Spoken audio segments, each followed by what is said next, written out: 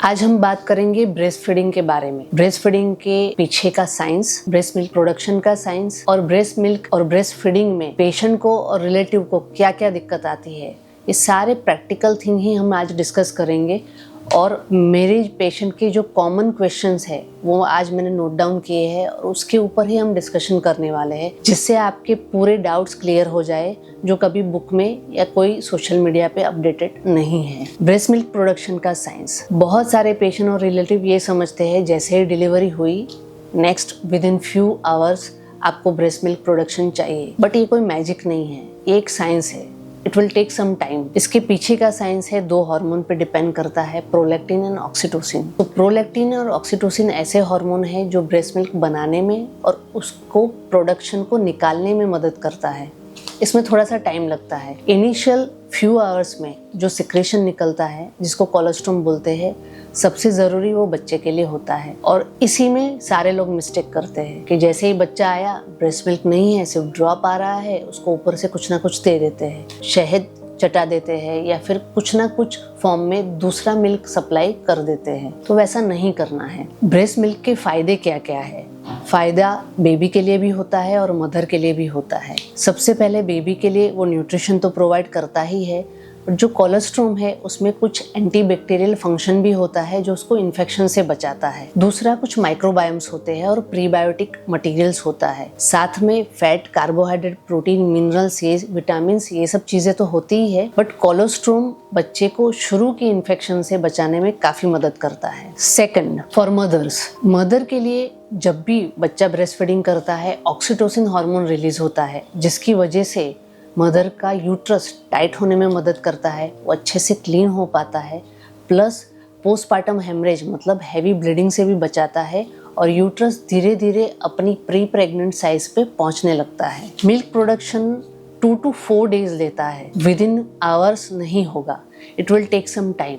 और every 24 hours initial few days 300 to 400 ml का milk production होता है। From day 7 to day 14 of delivery transitional milk produce होता है एंड आफ्टर 2 weeks एक मैच्योर मिल्क प्रोडक्शन होता है। काफी लोग ये पूछते हैं कि जब तक मम्मी का मिल्क नहीं आता तब तक हम काउ मिल्क दे दे। काउ मिल्क काउ के बच्चे के लिए है, अपने बच्चे के लिए नहीं है। उसमें ना तो एंटीबैक्टीरियल प्रॉपर्टी होती है बल्कि कुछ बैक्टीरिया होते हैं जो उसको इन्फेक्शन कर सकता है, प्लस न्यूट्रिशनल जो मेजरमेंट होते हैं वो भी अलग है काउ मिल्क में और मदर मिल्क में। दूसरा, फार्मूला मिल्क तुरंत देना चाहिए कि नहीं देना चाहिए। फार्मूला मिल्क जो हमारे यहाँ प्रोड्यूस करते हैं वो सिमिलर टू ब्रेस्ट मिल्क है, बट उसमें एंटीबैक्टीरियल प्रॉपर्टी नहीं होती है, तो उसलिए उसको स्टराइल वे में हमें बनाना है और उसको अच्छी तरह पिलाना है। अगर ये मेथड हम ध्यान में रखते हैं तो फार्मूला मिल्क देने के लिए कोई प्रॉब्लम नहीं है। दूसरा, जैसे ही डिलीवरी हुई बच्चे को हम विद इन आवर ट्राई करते हैं नॉर्मल है या सिजेरियन है।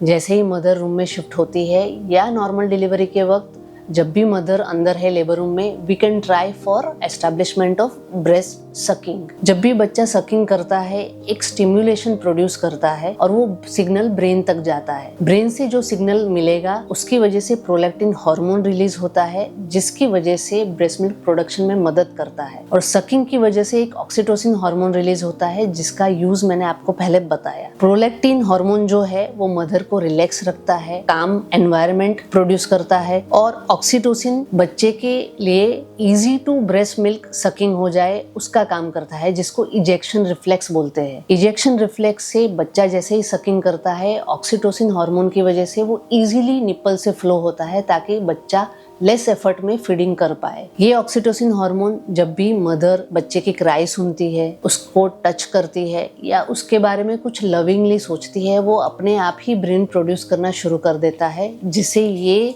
ब्रेस्ट मिल्क इजेक्शन रिफ्लेक्स शुरू हो जाता है। If mother is in severe pain या वो इमोशनली अपसेट है तो ये दोनों हार्मोन के प्रोडक्शन में दिक्कत आती है, जिसकी वजह से ब्रेस्ट मिल्क प्रोडक्शन कम होता है। इसीलिए मदर का बिहेवियरल पैटर्न, एनवायरनमेंट और फैमिली सपोर्ट ज्यादा इंपॉर्टेंट है, जिससे मदर चेयरफुल रहे और ये सारे हार्मोन अच्छे से प्रोड्यूस हो। मदर और बेबी को एक साथ रखेंगे, स्किन टू स्किन कांटेक्ट कराएंगे तो ये हार्मोनल सिक्रेशन ज्यादा बढ़ता है। इसलिए kangaroo mother care is important to maintain baby's temperature and to establish a good milk flow. Oxytocin hormone mother को दूसरी तरह से भी हेल्प करता है. It is very important hormone for our psychological behaviour. अगर ऑक्सीटोसिन अच्छा है तो वो एक काम स्टेटस इंड्यूस करता है, स्ट्रेस को रिलीव करता है और अफेक्शन क्रिएट करता है मदर को बेबी के लिए, जिससे ब्रेस्ट मिल्क प्रोडक्शन बढ़ता है. जब भी ये दो हार्मोन काम करते हैं, आप देखते होंगे कि थर्ड फोर्थ या within a week breast काफी हैवी हो जाती है. उसको कंट्रोल करने का भी नेचर ने एक मैकेनिज्म बनाया है जिसको लोकल कंट्रोल मैकेनिज्म बोलते हैं, जिसको फीडबैक इनहिबिटर ऑफ लैक्टेशन बोलते हैं. जिससे जैसे ही ब्रेस्ट फुल हो जाती है, ब्रेन को सिग्नल मिलता है कि ब्रेस्ट इज फुल, अभी हार्मोनल सप्लाई थोड़ा सा कम हो जाता है और ब्रेस्ट मिल्क ज्यादा प्रोड्यूस होना बंद हो जाता है. जब भी बेबी सकिंग करता है, ब्रेस्ट मिल्क निकल जाता है एंड अगेन वो साइकिल रिदम फॉर्म में मेंटेन हो जाता है. तो ऐसे हमारे नेचर ने ये सिस्टम बनाई है कि एक बार बेबी सकिंग करेगा, मिल्क एम्प्टी होगा, वापस से वो प्रोड्यूस होगा, भरेगा, उस हिसाब से ये साइकिल चलता रहता है. कुछ रिफ्लेक्सेस होते हैं बेबी में जो ब्रेस्ट मिल्क को लेने के लिए उसको हेल्प करती है. वो रिफ्लेक्सेस है, सबसे पहला रूटिंग रिफ्लेक्स. रूटिंग मीन्स बच्चे की गाल को या लिप्स को कुछ भी चीज टच होगी, जैसे मदर की ब्रेस्ट या निपल, तो बच्चा उस तरफ अपना मुंह डायरेक्शन देगा, अपना मुंह फेर लेगा और ब्रेस्ट के लिए या निपल के लिए सर्च करना शुरू कर देगा. ये रिफ्लेक्स जब बच्चा 8 महीने का होता है गर्भाशय में, तभी से शुरू हो जाता है. दूसरा सकिंग रिफ्लेक्स. जब भी वो सकिंग करेगा, पैलेट पे, मतलब अपना जो मुंह के अंदर हार्ड पैलेट होता है वहां पे मिल्क टच होगा, उसकी वजह से उसको पीने के लिए जो सकिंग करने का एफर्ट है वो शुरू कर देगा और उसके बाद स्वॉलो करता है. तो कभी भी ऐसा नहीं सोचना है, ये बहुत कॉमन क्वेश्चन है. जैसे बोलते हैं पेशेंट या पेशेंट के रिलेटिव कि बच्चा दूध पीते पीते सो जाता है. एक्चुअल में सारे बच्चे सोते नहीं हैं. They have some pattern, like पहले सक करते हैं, फिर उसको स्वॉलो करते हैं और फिर ब्रीदिंग करते हैं. हम जैसे पानी पीते हैं एक साथ में सब करते हैं, वैसे बच्चे में नहीं होता है. बच्चा पहले दूध पिएगा, स्वॉलो करेगा, ब्रीदिंग करेगा, तो वो एक पैटर्न फॉर्म में है जिसकी वजह से बच्चा बीच बीच में पॉज लेगा. तो वो पॉज को थोड़ा सा आपको पेशेंस रखना है, उसको बार बार टिकल नहीं करना है. सो ये जो कोऑर्डिनेशन है, सकिंग, स्वॉलोइंग एंड ब्रीदिंग, वो 32 to 35 वीक्स ऑफ प्रेगनेंसी, मतलब 8वें से 9वें महीने के बीच में बेबी का डेवलप हो जाता है. दूसरी इंपॉर्टेंट चीज बेबी की पोजिशनिंग और बेबी का प्रॉपर लैचिंग. अगर वो ही नहीं है तो इफेक्टिव सकलिंग नहीं होगा, और इफेक्टिव सकलिंग नहीं होगा तो वो मेथड हमेशा मदर के लिए पेनफुल रहेगी, जिससे निपल में सोरनेस आएगी, निपल क्रैक होगी और मदर थक जाएगी, बेबी का पेट भी नहीं भरेगा और बेबी हमेशा हंगर में ही रहेगा. So what is effective Suckling? जब भी बेबी स्लो डीप सकलिंग करता है, जो आप देख सकते हो, कभी कभी वो ऑडिबल साउंड भी आता है और वो पर सेकंड का साइकिल होता है. उसमें बेबी जब भी ब्रेस्ट फुल होता है, उसमें जो आगे का मिल्क निकलता है उसको फोर मिल्क बोलते हैं. वो फोर मिल्क पानी से भरा हुआ रहता है, जिससे बच्चे की प्यास वाली प्रॉब्लम सॉल्व हो जाती है, इसलिए बच्चे को पानी भी देने की जरूरत नहीं है. फिर मिडल मिल्क निकलता है और लास्ट में हाइंड मिल्क निकलता है जो एनरिच होता है फैट से. वो फैट वाला मिल्क जब बच्चे में जाता है तो उसका हंगर सेटिस्फाई हो जाता है और बच्चा आराम से ब्रेस्ट छोड़ देता है, बिकॉज वो सेटिस्फाई हो गया है. इनइफेक्टिव सकलिंग की वजह से ब्रेस्ट एनलार्ज रहेगी, स्वेलिंग आएगी, उसमें इन्फेक्शन होने के चांसेस है, बच्चे का वेट गेन अच्छा नहीं होगा और वो हमेशा भूखा ही रहेगा और बार बार फीडिंग मांगेगा, क्राई भी करेगा. ओवर ब्रेस्ट स्टिमुलेशन होगा, जैसे देखा गया है कि पोस्ट डिलीवरी मसाज कराते हैं जिसमें ब्रेस्ट भी इन्वॉल्व करते हैं, तो उसमें ओवर ब्रेस्ट मिल्क सप्लाई होगा, जिसकी वजह से ब्रेस्ट में लंप होने के चांसेस बढ़ते हैं.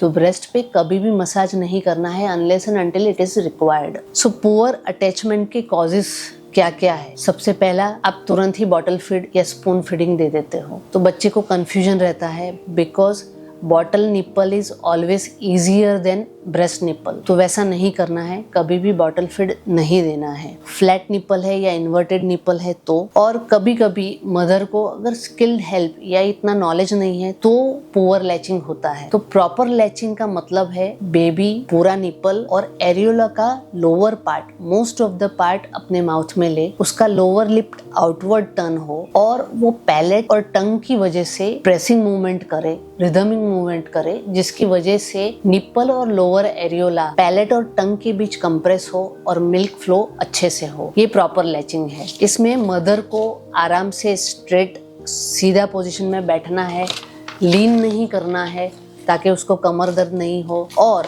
बच्चे को पोजीशन देना है, ट्विस्टेड नहीं रहना चाहिए। बच्चे का हेड थोड़ा सा नेक एक्सटेंडेड रहना चाहिए और बच्चा ब्रेस्ट के सामने फेस करना चाहिए। बच्चे का बॉडी ट्विस्टेड नहीं होना चाहिए और बच्चे को हमेशा डिमांड फीडिंग देना है, ना कि हर 2 से 3 घंटे में देना है तो बच्चा सोया भी है तो उसको उठा उठा के देना है। कभी भी पेरेंट्स ऐसा चिंता करें मेरा बच्चा 4 घंटा सो गया अभी क्या, इट्स ओके। बच्चे ने अगर अच्छे से फीडिंग किया है, वो अच्छे से यूरिन पास कर रहा है, उसकी क्वांटिटी अच्छी है, बच्चा एक्टिव है, लेथार्जिक नहीं है, तो आप उसको डिमांड फीडिंग दे सकते हो। डिमांड फीडिंग मीन्स जब बच्चे को नीड है तब देना है। एक ब्रेस्ट से आप पूरा फीडिंग कराओ, बच्चे को दूसरी ब्रेस्ट ऑफर करो। अगर बच्चा दूसरी ब्रेस्ट से फीडिंग करता है तो उसको दो, नहीं तो उसको नहीं देना है। Each and every time after feeding burping कराना है, शोल्डर पे लेकर थोड़ा थपथपाना है। अगर बर्प सुनाई दे तो भी ठीक है, नहीं तो मिनिमम 20 मिनट्स तो आपको उसको शोल्डर पे रखना ही है, तुरंत सुलाना नहीं है। सो इफेक्टिव ब्रेस्ट फीडिंग के लिए आपका मेंटल हेल्थ स्टेटस अच्छा होना चाहिए, बच्चे को अच्छे से पोजीशन देना है, उसका लैचिंग प्रॉपर होना चाहिए और थोड़ा सा केयर करना है पोजीशनिंग में और निप्पल की और आपके ब्रेस्ट की। निप्पल केयर बहुत ही इजी है। जैसे आप मॉर्निंग में एक बार उसको एक्सप्रेस करके सारे पोर्स खोल दो, उसके बाद अगर आपकी निप्पल ड्राई होती है तो निप केयर ऑइंटमेंट या कोई भी अच्छा सा लुब्रिकेंट जो बच्चे को हार्मफुल नहीं है वो अप्लाई कर सकते हो। मीन्स उसको ड्राई नहीं होने देना है। एवरी टाइम आप अच्छे क्लीन क्लॉथ से क्लीन करके बच्चे को डायरेक्ट ब्रेस्ट फीडिंग करा सकते हो। बार बार पानी से क्लीन करने की जरूरत नहीं है, नहीं तो नेचुरल ऑयल चला जाता है और निप्पल में ड्राइनेस आती है। Positioning is very much important. काफ़ी पेशेंट के रिलेटिव डिलीवरी सिजेरियन के बाद यही कंप्लेन करते हैं कि बैक पेन का इशू है मदर को। वो इसी की वजह से होता है क्योंकि आप लीन फॉरवर्ड होके बच्चे को फीडिंग कराते हो। कभी भी आपको झुकना नहीं है, आपको स्ट्रेट बैठना है, बच्चे को अपनी तरफ पिलो पे लेकर बैठना है और आरामदायक पोजीशन में आपको बच्चे को फीडिंग कराना है। अगर आप इतनी कॉमन बातों का ध्यान रखोगे तो ब्रेस्ट फीडिंग में कभी भी दिक्कत नहीं आएगी। बच्चे का सकिंग अगर एक्टिव है तो बच्चा भूखा है, वो फीडिंग कर रहा है। अगर बच्चे ने सकिंग एकदम नॉमिनल मतलब फोर्सफुल नहीं कर रहा है तो वो सिर्फ निप्पल पेसिफायर की तरह यूज कर रहा है सोने के लिए, ना कि ब्रेस्ट फीडिंग के लिए। तो उसमें डिफरेंस आपको समझ में आना चाहिए, नहीं तो आप घंटों घंटों बेबी को लेकर बैठे रहोगे, ना तो बच्चा दूध पी रहा है ना तो आपको सोने को मिलेगा। तो ये चीज़ों का ध्यान रखना है। इतनी चीज़ों का ध्यान रखो, आपका पोस्ट डिलीवरी जर्नी जो ब्रेस्ट फीडिंग इशू है उसको सॉल्व करो। कभी कोई क्वेश्चन है तो कमेंट में डालो, हम आपको आंसर देंगे। Thank you so much.